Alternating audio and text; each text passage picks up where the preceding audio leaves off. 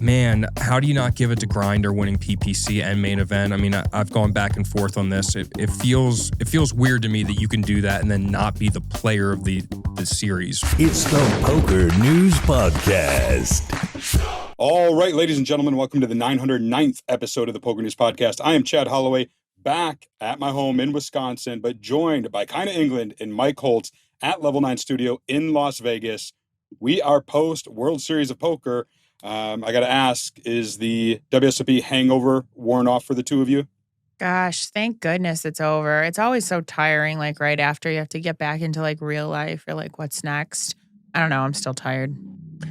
I feel pretty good about the tiredness aspect, but like just being there for that long at one time is like so wild. It's like 50 days in a row, or how many days in a row? 48 days, whatever it is. Yeah, going to the horseshoe too. It's like it's just so much poker, but what a great summer for other people that aren't me. and congratulations to all the bracelet winners, and Shaun Deeb won Player of the Year.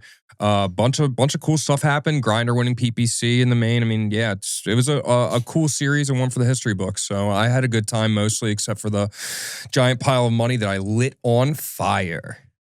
Well, you mentioned some of the stories we're going to talk about. We're going to talk about Michael Mizrachi winning the WSOP main event, and then Snap getting inducted into the Poker Hall of Fame. We're going to talk about some numbers from the 2025 World Series of Poker, as well as Shaun Deeb winning a tight Player of the Year race. We're going to go over some last-minute bracelet winners. We're going to go over some fantasy results, both the 25K fantasy and our little PokerNews fantasy competition that we did with Christina Gollins and Joey Ingram. Then we're going to talk about some news from Las Vegas, namely, you can't just exchange chips willy-nilly like you used to. We're going to look at a big heated hand from the Venetian live stream, and we're going to talk some PokerStars news. So it is going to be a big one. Let's start with Michael, the Grinder, Mizrachi. Either of you want to weigh in first in terms of how big was this summer for the Grinder? Not just, in terms of money, but like in terms of poker history. Oh, I mean, it's huge, right? I mean, he's won 4 PPCs or 3? 4, right? Four PPCs.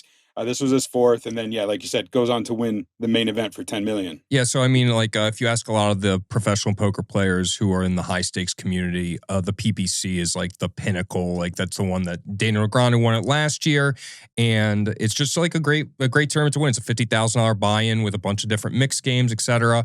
And it's just a purist game. So for him to win 4 of them, which I think is like over 20% total of the PPCs, it's pretty impressive. I mean, one of the most impressive things ever. And then to win the main the same year, I mean, just astronomically improbable that anyone would ever do that over hundreds, even 1,000 years. It's like incredibly hard to win both. And for him to do it is impressive. And then not win Player of the Year is, it's hotly debated, etc. So, yeah, pretty wild. We got into it. Leo Margette's, kind of, we talked about her a lot in the last episode. She ended up finishing in 7th place, as we mentioned, and for $1.5 million. Kenny Hallert ended up getting 4th for $3 million. Braxton Dunaway 3rd for $4 million, and John Wozniak, who began the final table as a chip leader, finished as runner-up for $6 million. I think one of the big surprises, kind of, and I know you like to watch poker streams, is how fast this final table was. I think 79 hands total. I was gonna say that. Yeah, that was the quickest final table ever. They were listing like the amount of hands that each one played in previous years, and I mean, I think the next closest was like 160 or something, and this is just wild, that few hands. And it's crazy that they even just broke it up into 2 days. Like they could have finished it all in like an hour out of the next day. 79 is it? Yeah. Whoa. Whole final table. Whoa, yeah. That's like insane. Yeah. I played turbos online that played more than 79 hands at the final table. I mean, there's like been heads up that have lasted like 3 times that many hands, Sure, yeah. Wow. Yeah, it was pretty incredible. Just some of the hands that took place. I think there was 2 eliminations in the first 2 hands or something like that. Like, it was just a wild final table and everything coming up. Michael, the Grinder, Mizrachi. Now, of course, he's a great player. There's no doubt about it, but he certainly did run well in some spots. There's that big hand against, this was, I think, with 6 or 7 players left. The Grinder got it in with Ace King against John Wozniak's Pocket Kings, and Ace on the River for the Grinder. He was there. He was surrounded by his family, had a huge rail, as he tends to do. And one of them that was there was, his mother. He had a lot of his friends there, and it was just a very special moment. We actually have the winner's interview from Michael Mizrachi's win in the 2025 WSOP main event. Check it out.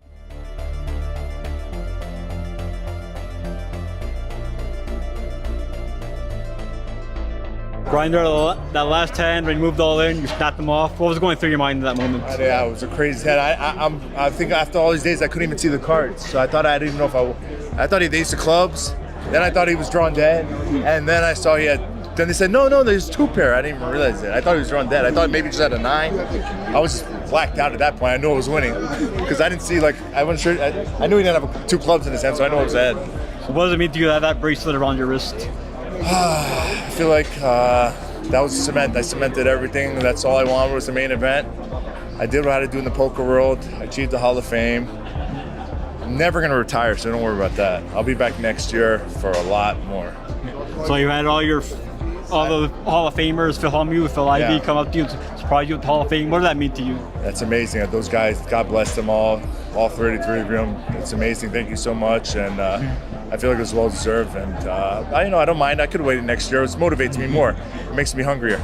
So there was a quick final table, 20 hands today. I told you 1 hour. I told you 1 hour. You guys asked me. Have you ever had a run like that at a final table? I mean, the PPC was pretty good. The last one, everything went my way, and it felt like the same thing in this one as well. I mean, I knew I was destined to win. When I had 2 blinds, and then they aced on the river yesterday. I just felt like there's no way. Then after I had 75% of the chips today, I just feel like I was going to win it. So you had a huge rail with your brothers and all your friends? Support behind me. I couldn't let them down. Congratulations, Grinder. Thank you. All right, so there you have it, the winner's interview with the Grinder. One of my favorite parts about the whole affair was the support that he had on the rail from all his friends and fellow poker players to his family. So, right, his mom was on the rail, his brothers were there. So, the Mizrachis now, so I think there's 3 brothers. There's Robert and Eric that play poker, and then there's one, Daniel. Between them all, they have 13 bracelets, 3 WPT titles, and $39 million in tournament earnings, according to the Hendon Mob. The Mizrachis are, I don't know, I don't want to say the first family of poker. That might be the Brunsons, but they are a powerhouse name in poker. Do you agree? Yeah, I think that's pretty cool. It was actually really cute though on the rail. I think it was the brother that doesn't play poker was kept calling for the wrong cards, and they were like, No, he doesn't need an ace. And this is very cute though. That's pretty funny. Yeah, imagine. I was gonna say I couldn't how could you disagree? Yeah, they're great. Yeah, no, Mizrachi family for the win. I really enjoyed. There's some great photos of Mama Grinder, as she is known, holding up the bracelet. There's a great picture of Michael Mizrachi with his parents in front of a huge pile of money, and then one with just him and his mother. So, a lot of credit to her. She raised a great poker family, and from what I understand, she plays a little poker herself as well. So, and then, as we mentioned, after he won the main event, he was snap inducted into the Poker Hall of Fame. This was kind of an initiative, I think the night before, between Daniel Negreanu and Phil Hellmuth. Apparently reached out to the WSOP. They reached out to all the living members of the Poker Hall of Fame who didn't have a problem with it. And they decided, because of his pedigree and what he's accomplished this year, winning the PPC, winning the main event, it's all right, he's going to get in next year anyways. We might as well put him in right now. I thought it was awesome for them to do that. Kyna, Mike, what did you guys think about the snap induction for the Grinder into the Poker Hall of Fame? I think it's pretty cool that the Poker Hall of Fame is doing something right. It's that's the right thing to do. He earned his spot. There's no reason to continue this backlog that we have of one person a year. And yeah, I mean, the feat is something that most likely will never be accomplished again. Put the guy in the Hall of Fame, build a statue out front of it. That's a crazy accomplishment, up there with Adam Freeman winning 3 PPCs in a row. I mean, 2 things that I just don't see ever happening again. I mean, I think that's great. I think it's great that they put him in, but it's also kind of setting a precedent. Is this going to be something that just the they all get to decide and elect in the future. You know, it kind of is like, why didn't they do that with Miami John then? You know, like they had raised a argument for him to be in the Hall of Fame. And I don't know. It's just like what qualifies. Like, it's just the fact that people just get to snap decide. I don't know. Like maybe better rules, standards. I'm not like unhappy with it happening. It made me feel a certain way. Like, oh, like this can happen, you know? I don't know. It's hard to explain, I guess. Maybe I'm not getting my point across. Go ahead. Oh, I was just going to say the way I look at it is like he won the biggest tournament in poker as far as recreationals are concerned, and then he won the biggest tournament that as far as most professionals are concerned in the same year. So like, I'm cool with them breaking precedent for this. I wish they would break precedent more often. I mean, that's what I'm saying too. Like, it's like this is the only thing, or is it just that a bunch of guys that are already in it get to decide? Well, you know, I think with them. Well, I mean, all like they talk to every living member, correct, Chad? You said. I mean, I don't even think if they talk to half, I'd still be fine with it. I think the Miami John thing's a little different because, like, if Miami John didn't pass away, like, there wouldn't be as much clamor as there is for this. I mean, this is such a crazy. I mean, this is like winning. It's like he won the Super Bowl and then he went and won the World Series in baseball. You know what I mean? The same year. It's like so insane that he did this. Whether or not whatever you think of him getting lucky or any of this stuff, I mean, this is an insane accomplishment. No, and like that's what I'm saying. Like, I'm not trying to make it sound like I'm disagreeing with that. I'm just saying you wish it happened more. It should happen more, and it should happen for other reasons too. I agree. And I just think that there's a team of dudes just figuring this out, you know, that get to decide, and it's just very, I'm just gonna say it, it's very like old boys club kind of thing. Yeah, you know, 100%. Yeah, I agree with you completely. Yeah. Well, there's at least one girl in that old girls club because Jennifer Harmon was there on stage when they inducted him. It was just part of the festivities of him after him winning the main event. So I think there was Jennifer Harmon was there, Brian Rast, Phil Hellmuth, Maury Escandani, Ellie Alezra, Phil Ivey was up there, David Oppenheim, some guys you don't usually see. So it was kind of just this cool moment of having a good chunk of the current Poker Hall of Fame members get up there and welcome him into the club. I liked it. I do think the Poker Hall of Fame needs some revision, and maybe this is the start of that. Let's talk the WSOP as a whole this summer. 100 bracelet events. One of the bracelets didn't get awarded because of the chip dumping scandal in the Millie Maker. But we're going to say over the course of 100 different live events, do you guys want to take a guess at how much rake was collected? $4 billion. 47 million. Let's see. It is, according to an article on PokerNews.com, the 2025 World Series of Poker catered to a combined 246,960 entrants, generating $528 million in total buy-ins. Of that, 481,000 and change was paid out in the prize pools, meaning the remaining $47 million was collected in rake. It's crazy. You're gonna think this is insane. I read PokerNews.com. It's a great website with a lot of important stories that come out. So if you read there, you'll get some answers to these questions early. It's kind of crazy. Good for you. If you look, there's a comparison from 2024 to 2025, and the numbers were up across the board. Over 17,000 more entries, more than 48 million in collected prize pool money. And it's just, the numbers were up across the board. I know we talked about it in the last episode that the average field size was up. I think it was like 10 to 12% across the board. And, the main event ended up being down a little bit, but was still the third largest ever. I think kind of a surprise from where we were at the beginning of the summer when we were thinking the political climate, players outside the United States might be turned off. What do you guys think looking back now? Is it, are you impressed with how the 2025 World Series of Poker turned out from a turnout attendance perspective?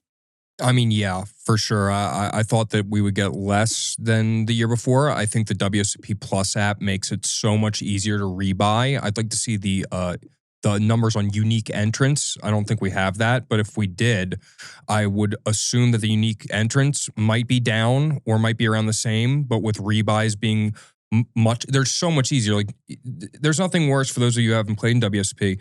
There's nothing worse than busting, and then you have to go wait in a line to pay. Oh my then God, you it's have the worst. Then you Yeah. have to go wait in a line to get your ticket. Then you get sat at the table, and then the dealer doesn't speak English. It's like, I'm not going to buy in again. I'm good. But with the WSOP Plus app, what's so good about it is literally you tell the dealer to bust you at the table because they'll forget sometimes. And then they bust you. You click a button and it just goes, boop, your table's right over there. And you just walk over and it makes rebuying a much, much easier process. And I think that has a lot to do with the numbers going up. Could be wrong, but that's how I felt at least.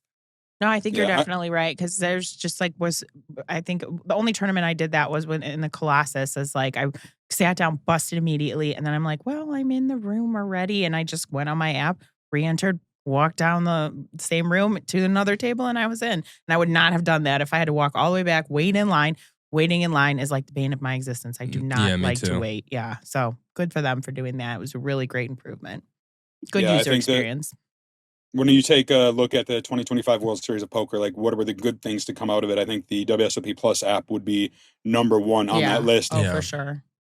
And then hopefully they take feedback, right? There was a lot of things that people suggested that they could do to improve. And if they do take that feedback and continue to refine it, things could get even bigger and better. Can I ask what's because I know I saw the numbers on there. I don't remember the exact numbers, but do you have the numbers that the dealers and staff collected compared to the actual the amount that WSOP took in? Yeah, so according to the same Poker News article, it looks like of the 47 million that was collected in rake, just about 33 million was in entry fees and 14 million was earmarked for dealers and staff. So yeah, that's the numbers that they have there. What do you guys think about that? Like 25% to the dealers and staff and 75% to the ownership. Do you guys think that's like I actually don't know. Like, do you think that's fair? Do you think that's good? Like, because I know dealers and staff are always complaining about their pay. Yeah, I mean, I assume that's just from the collected rake, right? And that anything that's tipped on top of that is also earmarked for the dealers and staff. I would hope so anyways. Yeah. We don't know what that number is. I got to, from 50 days of poker and the tens of thousands of people cashing, I would assume that that's quite considerable as well. I'd be interested if any dealers are out there, and I know quite a few listen to the show, slip in my DMs. We'll keep it anonymous. Let us know your thoughts on it, or maybe if you know some inside numbers. I certainly would be curious to learn more about the business side of the WSOP, if you will, right? We're always concerned with the playing side and the media side for me, but there's a whole business apparatus behind it too. So let's talk WSOP Player of the Year. You mentioned it at the top of the episode, Mike. Shaun Deeb gets it done, ends up winning the 2025 WSOP Player of the Year with 4,194 points, edging out Benny Glazer, 4,153 points. It came down to the very last event.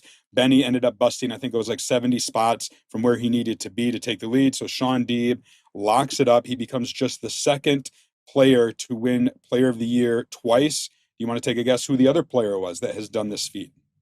There's no guessing needed here. It's Daniel MF Negreanu. Also, someone did it online on WSOP.com, didn't they? It could be anyone. Was it me? It might have been. I think it was. And Kyna, of course, was Player of the Year on the MSPT. Shout A. Just once, though. Just once. I'm not as cool. Negreanu did it in 2024 and 2013. Shaun Deeb did it in 2018 and now in 2025. Benny became the first player to ever win 3 bracelets in a summer and not win Player of the Year. This was a tricky one, right? Like 3 bracelets in the same year is an incredible accomplishment. But Deeb, he only got 1, but he had a handful of runner-up finishes, third place finishes, and just overall crushed it. And, the formula says like the top 10 cashes throughout the summer because Deeb cashed 18 times, but 8 of them don't count towards the formula because they take the 10 best results. And I don't know. I was just glad that it came down to the wire. In past Player of the Year, sometimes it's not that tight of a race. Like Mike, when you won, weren't they like runaways? Like you knew you were going to win it 6 months before it closed? Online's so different. There's 10,000 tournaments where it's just like at some point the volume is just going to separate. You know what I mean? Whereas at this, there's 18 cashes is a lot of cashes. So with that small amount of leeway, it's just one tournament one way can swing it so far. And I do think that the Player of the Year formula as it is flawed because I think I just think I read a Facebook comment, and originally I thought it was nonsense, but now thinking back on it, it sounds, someone said like in 25 years, like no one's going to remember that Shaun Deeb won the Player of the Year. They'll remember Michael Mizrachi winning both those things. And I was like, that's bullshit. Shaun Deeb had a fantastic year, and like him winning 2 Player of the Years is serious. But thinking about it now, it's like, yeah, winning 2 Player of the Years is amazing and great, and like and having his 3 runner-ups and 1 win was great. But like, man, how do you not give it to Grinder winning PPC and main event? I mean, I've gone back and forth on this. It feels weird to me that you can do that and then not be the player of the series. You know what I mean? Like, you won the 2 best tournaments. You won. That was it. You didn't get second. You did the best you could possibly do. Yeah, I mean, between Benny in the conversation, I think it's a good one to have. But as it is, the criteria says Shaun Deeb gets it, and well-deserved. It means a lot to him. If there is a poster boy for WSOP Player of the Year, I think it's Shaun Deeb. He goes for it every single year. He multi-tables in different tournaments to try to win this. Nobody loves it more. So congratulations to Shaun Deeb on becoming the 2025 World Series of Poker Player of the Year. I want to wrap up some tournament winners from the 2025 WSOP towards the end there in our latest recent tournament winners presented by WPT Global, starting with Andrew Ostapchenko, taking down Event 99, a 5K no-limit hold'em tournament, 735 runners, took it down for $606,000, defeating Brandon Wilson heads up, David ODB Baker in 3rd place. It was Andrew Ostapchenko's first bracelet. It seems like he's always flirted with one, but finally gets it done. Are you guys familiar with Andrew? I've known him for a long, long time. I actually played just a last weekend with him in the 1600 and the Venetian, and we were congratulating him on his bracelet, and we were like, oh, did you get drafted? And he's like, I drafted myself for $1. And I was like, oh, okay, Mr. $1 over there. It seemed like a nice guy. He like made jokes at the table. He was fun to play with, like good atmosphere, good vibes. So good for him.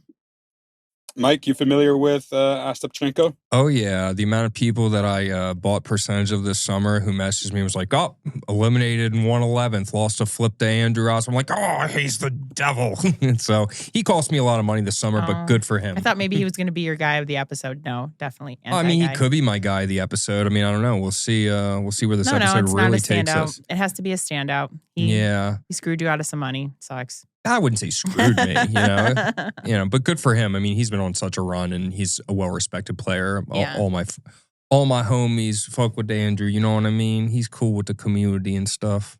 I don't know what I'm saying right now. Help me.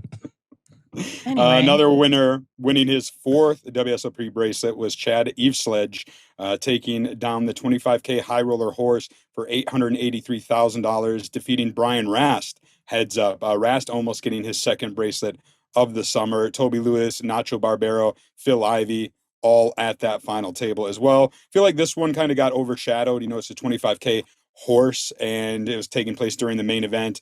So I just felt like good tournament, big names, but it just kind of got overshadowed. 150 runners in that field. But Chad Eveslage, great player, right? Like for years, we've just been reporting on him. Mm-hmm. Yeah, I mean, the guy's super elite. He wins everything. Multi-bracelet winner. Has just been crushing the last few years. He'll go down as one of the all-time greats. Yeah, he's fine, I guess. Well, somebody else who is pretty good at poker is former Player of the Year, Daniel Zack. He took down another tournament for his 4th bracelet, event number 84, the 3K Pot Limit Omaha. Won this one for $471,000. Jeremy Osmus at that final table. Pretty quiet year for Jeremy Osmus after last year, but gets the final table late. But Dan Zack getting it done. He had a winner's photo that included Kane Callis and Benny Glaser. And I don't know, it was just Dan Zack's another one of those. Like, it feels like you can't go a summer without writing about Dan Zack winning a bracelet. What do you two think about Dan Zack? If familiarity with him, do you guys get to play with him at all? No. Yeah, that's my guy. No, legitimately, I love Dan Zack. Super nice. We didn't get to play this summer, but we played last summer, and I can't remember exactly the content of the conversations we had, but I remember being like, That's my guy. Oh, yeah. You know, he's a nice. In all seriousness, I know we just did the whole thing, but like, I really do like Dan Zack. He was a nice guy. We talked about a bunch of stuff that was like, I don't know. I just remember thinking like, oh, he's so down to earth and chill, and he's also very skilled. And it was like in a no limit tournament. I know he's a mixed guy usually, but I guess he's both actually. He used to play cash on Live at the Bike. So, but yeah, Dan Zack, great dude. Yeah. You can see a full list of 2025 World Series of Poker gold bracelet winners on PokerNews.com. We're not going to go through them all. You know, there was 100 of them, or 99 of them rather, not to mention the online events.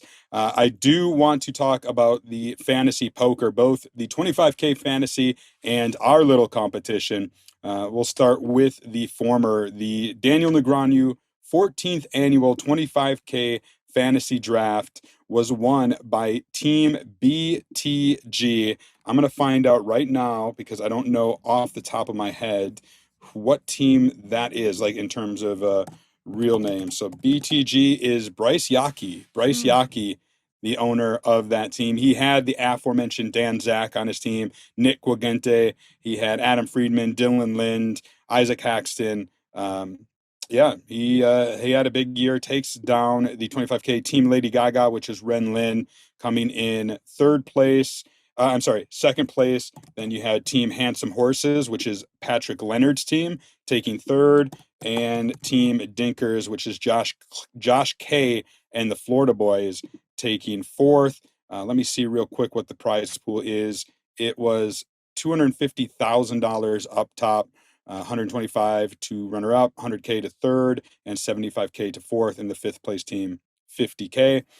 This was a tight race. You know, I cover the 25K every year, and this was another one of those that, unlike last year, which was a runaway, this one was tight and down to the wire. The top performing player in the draft, the fantasy league. You guys want to guess which player scored the most points in the 25K fantasy draft in 2025? Dylan Lindy. You're going to keep saying guess, like I'm not a man of research. Looking at you, Shaun Deeb, the top point earner in the draft. 324, I think, something like that. Could get that wrong. Well, you're right. It was Shaun Deeb, 359 points. Victor Blom, 310 points in second. And then your guess, kind of Dylan Lindy, 299 points was the third highest. I think we said it wrong earner. again, didn't we? Is it Lind? It's Dylan Lind. I thought it was Lindy, honestly. I think it's Lind. I just call him Cutie when I see him. So, I mean, I don't have much experience with the last name. My Dylan bad. Cutie. I just say Cutie, and I just give him a little, sup, boy. Some players who did not do so hot. David Benjamin was the only player drafted who failed to score a single point for Team Hoggers. Alexei Panikovs, who I had on my fantasy team, which we'll talk about in a minute, only had a single point. Those were the two at the bottom. Some others who had lackluster summers, at least when it comes to the World Series of Poker. Andrew Moreno was down there, Jerry Wong, Tom Quirrell, Ray Henson, Kevin Gearhart, and Tyler Monchek, the brother of Texas Mike Monchek, only managed to get, I think it was 6 points. So maybe next year, gentlemen, maybe next year. And speaking of which, maybe next year for you and I, Kyna, in our fantasy draft for PokerNews.com, because it was a runaway for Mike. We did the update. Nobody was going to catch him. And indeed, he ended up finishing with 201 points. The next closest was 113 points, and that was Joey's team. And so it came down to you and I, Kyna, our team, Team China versus Christina Gollins, Baby Shark. And I'm happy to say, Kyna, we got it done. 105 points, edged her out. She had 102 points. So guess who's buying dinner? Woo-hoo. It's not you or I. Christina, dinner on Christina, Baby Shark. Can't wait. Yay. Wow. You guys got dog walked by me, huh? Dog walked you guys, huh? Listen, I didn't play a big part in the Oh no, you didn't? You didn't say to take David Peters first overall in a text message to Chad? David Peters got quite a few points. Did he? He got us 10 points. That's hey, Mike Holtz also got 10 points. Me and David Peters, basically the same. What's up? Mike, you did have both Shaun Deeb and Benny Glaser on your team. So, yeah, I mean, just that's sharp. Pretty much won it there. Just a sharp guy, you know? What can I say? God, I'm so humble. Well, it was a lot of fun. It came down to the wire, but kind of we got by. So we're going to have to, next time I'm in Vegas, and all three of us are there, and Christina's there, and Joey's ready. It will be dinner on her. So, all right, let's talk about a promotion that's coming up at Planet Hollywood. Our friends there, we did the PokerNews meetup game there this summer, so I wanted to give them a shout out. Running now through the end of the month, July 31st, it's actually a pretty sweet promotion, a $500 high hand every 30 minutes from 11 a.m. to 6 p.m. every day between now and the end of July. So 11 a.m. to 6 p.m., $500 high hand every 30 minutes. I don't know. That seems like pretty damn good value to me. You can go sit down at a 1-3 game. Hopefully you get that high hand and bam, win $500. I don't know if any other places on the strip are offering such good promotions. I'm sure some are doing something, but I don't know. Kyna, we talked about the Planet Hollywood room. I liked it. I enjoyed playing there this summer. What say you? Yeah, I mean, the atmosphere was really good. I haven't actually played there, but walking in there, it seemed like a cool spot. $500 high hand is pretty sick. What is it like? When I was playing at the Horseshoe for a little bit, it was $100. So, I mean, most places it's only $100. $500 is pretty sick. Yeah, that reminds me of like growing up playing in Dover Downs, Delaware. It's like they had the $500 high hands on the weekends. Everybody come out for it. It was a fun time. And then I also saw that they have $2 double board bomb pot games there with a $5 capped rake. I saw it seems pretty fun. I think that's like the most fun I've had in poker is playing double board bomb pot. So maybe I got to come down there and check it out. Yeah. Yeah, check it out if you are in Las Vegas. And speaking of Las Vegas poker, there was some news that came out that poker chips will no longer be redeemable at competing Las Vegas strip casinos. So it used to be, if you had a $500 chip from Caesar's Palace, you could go over to MGM and they would probably cash it for you. But that is going to stop now. They are still allowing you to cash in at so Caesar's properties is Caesar's properties or MGM property to MGM property. That'll still happen. But it sounds like the other is done. And I'm curious from your guys' perspective, being Las Vegas grinders, do you think this is a big deal? Is this going to have a big impact, or is this kind of like a nothing burger? I think it depends on the like for lower stakes people. No, it's even for mid stakes and close side. Like unless you're playing the nosebleeds, you generally the people who are doing this are like people that are playing 50,000, 100K buy-in cash games, etc. Now, is this just poker? Or is this all chips in general? I think it's all chips in general. Okay, so there must be some sort of like gaming regulation or fraud thing going on. Yeah, maybe the counterfeit chips. Maybe they're more worried about that coming up. But I mean, I think it's probably like as a tournament player, I don't think I ever carried chips. I have maybe like a few $5 or $25 chips here or there. But yeah, so it wouldn't affect somebody like me. But I get it. Like going from property to property, maybe carrying bigger chips might have an issue. But. Well, take notice if you are one of those high rollers that has some big denomination chips. Don't go try cashing them in where they don't belong. Let's talk Venetian poker real quick. There's actually a cash game coming up. By the time this episode comes out, it will have aired, so we'll recap it next week. But Michael, the grinder Mizrachi, is playing a cash game on Venetian Poker Live. And before that, though, last week there was a big hand that made some waves involving Patrick Leonard, where he clashed with Derek Gregory on the Venetian live stream. This was a final table of a tournament that was taking place, the Venetian Deep Stack Championship $1,600 Ultra Stack. So down to the final table. And, well, I'll just show the video because it made some waves in the poker circles. Check it out. Sorry, I was asking him how much he has. 2.950. 2,950. Yeah. You know you don't have to say anything. You can just leave your chips there. You don't have to speak a word. Sorry, can you let's play the hand, please? I can talk if I want, bro. I'm in the game just like you. If he has his chips all stacked, I can ask him to count them out for me. No, you can't. No, you can't. Yeah. He doesn't have to do that. Yeah. All right. Things getting heated here at the table. Yeah. Is Leonard going to troll here and ask how much Gregory has? Notice Gregory kind of putting his hand in front of his chips. I don't know if that's by design. I don't think if he does ask, Gregory's not going to say a word. Thank you. Can you see how much you have, please? I still can't see. Thank you. Looks like he's got 6.1.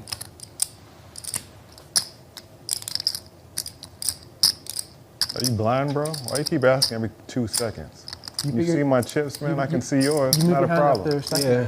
Can't see. You moved your hand straight away. I moved my hands 3 times. Let's go, bro. What you gonna do? You just gonna sit here and waste the whole clock? All right, so there you saw the hand. I don't know. I have mixed feelings on this. Like, yeah, I don't think the Gregory has to be quite so confrontational, but maybe he's having a bad day, or maybe that's just his personality. Kyna, Mike, what did you two think of this particular hand? I mean, I think he's sort of in the right, like where he's saying, okay, I don't have to sit here and count out my chips as long as they're all visible. Like you can see. It's like a preference thing, right? I remember being a new player and being a little uncomfortable when people asked me how many chips I had. Now sometimes I'm like, I don't know, like, you know. But it felt a little like he was trying on purpose to be confrontational, where he really could have just shown him his chips and been like, here they are.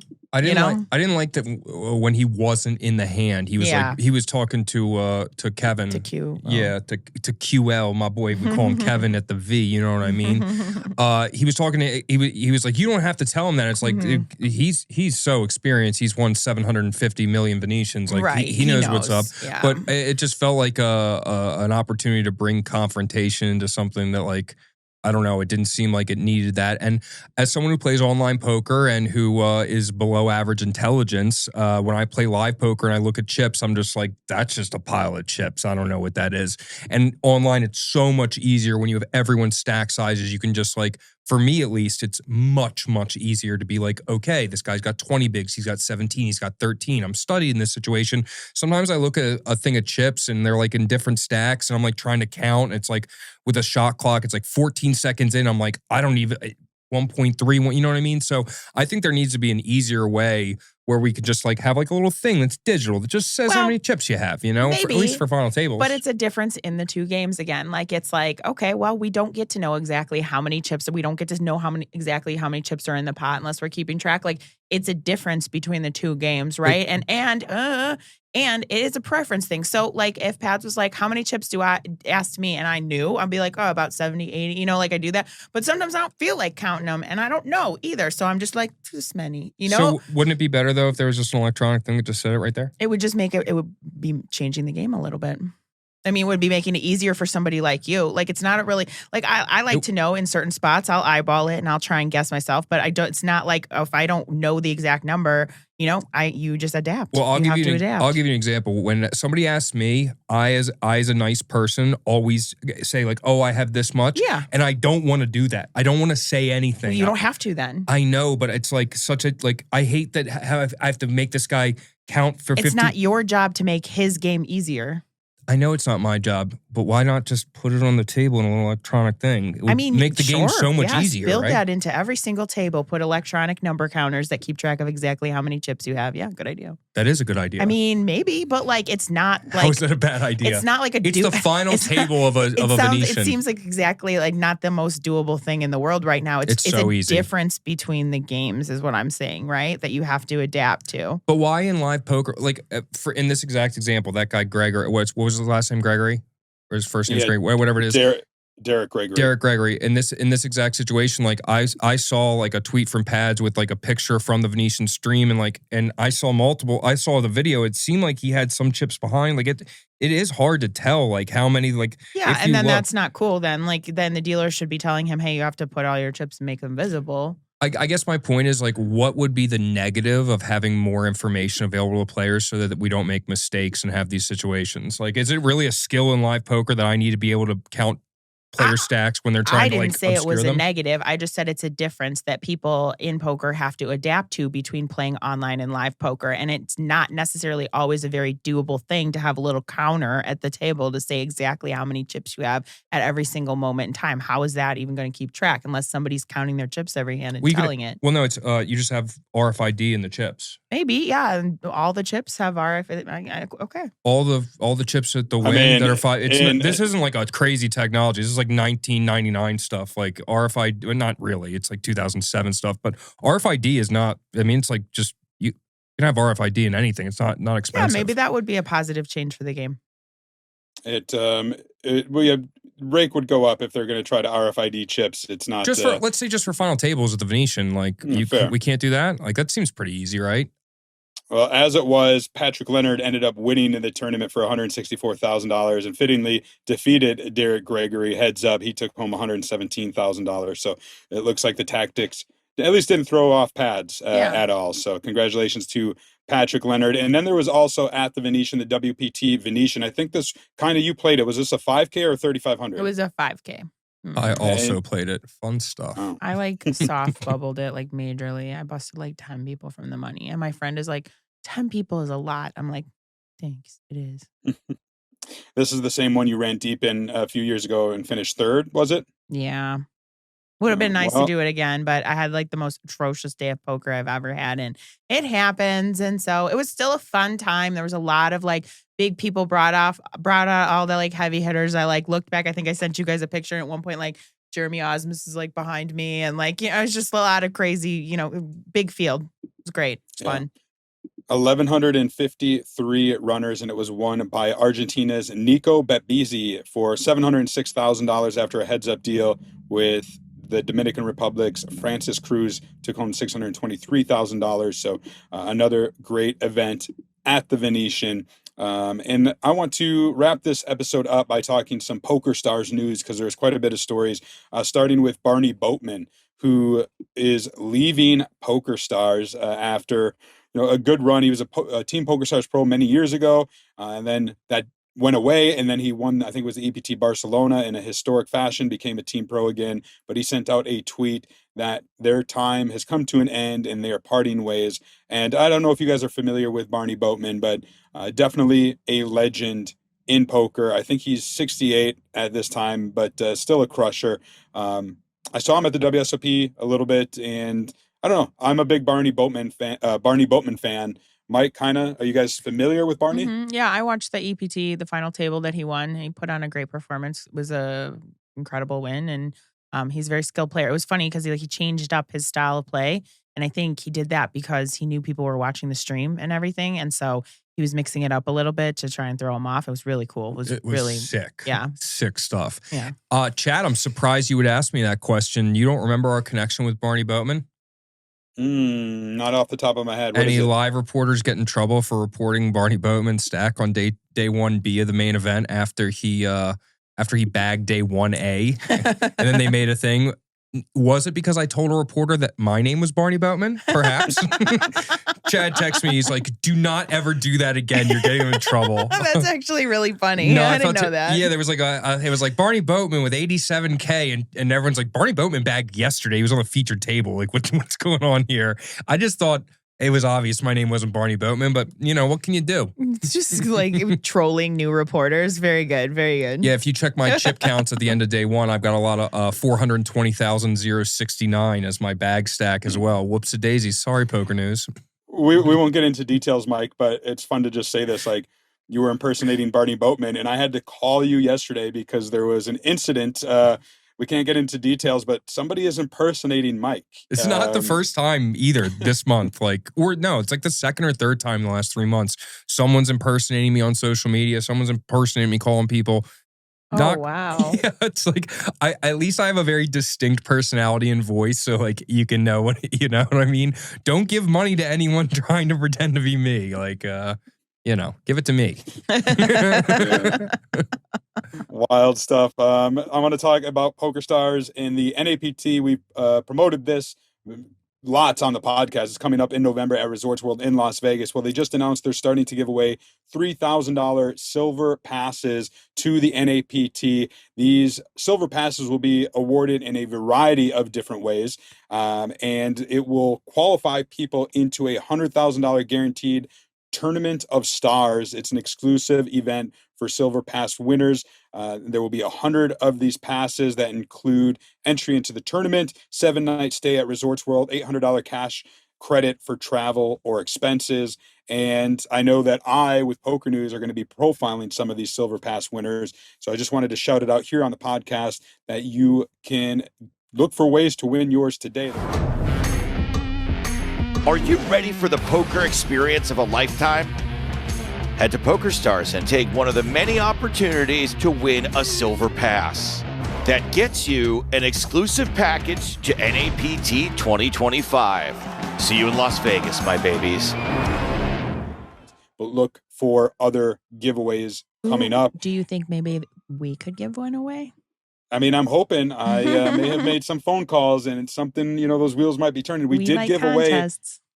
away. We did give away I think it was a gold pass last year, if you remember, which was a lot of fun. Do you remember what the code word was that they had to use to get entered to win? It was a sentence, right? Yeah, we spread out code words over the course of like 6 or 7 episodes that spelled out a phrase, and then you had to tell us the phrase to be entered to win. Kind of, what was it? Oh, I actually don't remember exactly. It was something like Kyna England. No, it was Kyna cool, or and it was NAPT PokerStars, ladies champion, Kyna cool, something like that. Yeah, that sounds right. I think it was NAPT ladies event champ. Kind of cool, and because everybody was emailing us early thinking it was going to be Kyna England, and we switched that up just a little bit. So we will see if we can get our hands on a pass to give away, and if and when we do, I'll be sure to let everybody know. And then, of course, I want to shout out the upcoming PokerStars EPT Barcelona. This is kind of the first major tour tournament stop post-WSOP. It's going to run from August 18th through the 31st at Casino Barcelona. Great full schedule there. Poker News should be on site. You can head on over to pokernews.com to check out the schedule and get more details. And then there is the return of the PokerStars Women Summer Festival coming to London also in August. Kind of, this is one that you attended last year. I know you're not going to make it over this year, but what can you say about this particular festival? Did you have fun? It was a lot of fun. If you're in the area or if you can get there, it was a great time. Ladies from all over the world. The Hippodrome was really fun. Cool atmosphere. The tournaments were all run really well. So, loved it. Wish I could go back. Timing just isn't going to work this year, but good luck out there, ladies, and have fun. Yeah, running August 12th through the 17th. Again, there is an article on pokernews.com where you can see the full schedule. I will also link to it in the show notes. That's going to do it for this episode. It's been on the longer side because we had to wrap up the WSOP and then look ahead. And speaking ahead let's look ahead. What's coming up for the two of you? Is it jump back into action? Is it, hey, the WSOP was a long one, I'm going to take a little time back? Mike, what about you? Any upcoming plans? No, I'm going to wade away into nothingness, into the void. Probably not going to do anything productive for the rest of my life. Certainly not going to win at poker. No, I'm joking. I'm winning everything from here on out. 4 days from now, we're getting back to poker, and I'm coming for these boys' throats. Pause. What about you, Kyna? What's on the horizon? You mentioned something. Maybe see you at an MSPT in my neck of the woods. Yeah, I think I might head home for a long weekend and play an MSPT out in August. But first, I have very exciting news. My mom is coming, and we are going to attend the cat convention. Cat convention in Pasadena next weekend. So, we are very excited to go to the biggest cat convention in the United States. Me and your mom have been to a few cat conventions before. She wants to go with me this time. So I will try and bring a video because it is going to be very exciting. I've got enough videos of your mom at cat convention. It's fine. I love you, Mrs. England. I apologize for my brashness. I do want some photos from this convention. That sounds amazing that we can put in a future episode. So please do take some. So, that is going to do it for episode 909 of the Poker News Podcast. Remember, we are going back to our once a week format every Thursday, 8 a.m. Pacific time. We will be back next week with all the latest and greatest from the poker world. In the meantime, do us a favor. Like, subscribe, give us the review, 5 stars only, please. And tell your friends, tune in on YouTube and leave some comments. I've been making more of an effort to get in the comments and respond to everybody there. So I am Chad Holloway, back home in Wisconsin for Kyna England, Mike Holtz. Until then, we'll keep a seat open for you.